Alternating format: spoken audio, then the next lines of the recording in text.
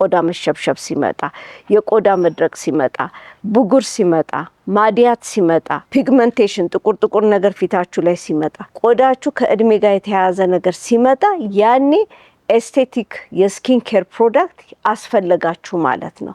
የስኪን ኬር ፕሮዳክት ሲያስፈልጋችሁ እነ ሬቲኖል፣ እነ ቫይታሚን ሲ፣ እነ ሳሊሲሊክ አሲድ፣ እነ ሃይድሮክኖኖች ፐርሰንቴጃቸው ከፍ ያለ ነው። ለምሳሌ ብሪጅ ፕሮዳክት ላይ ሃይድሮክኖን እስከ 4% ነው የሚኖረው። የስኪን ኬር ፕሮዳክት ጋር ግን ሜዲካሊ ግሬድድ የሆኑ ከ6 እስከ 8% ፕሮዳክቱ ላይ ልታገኙ ትችላላችሁ።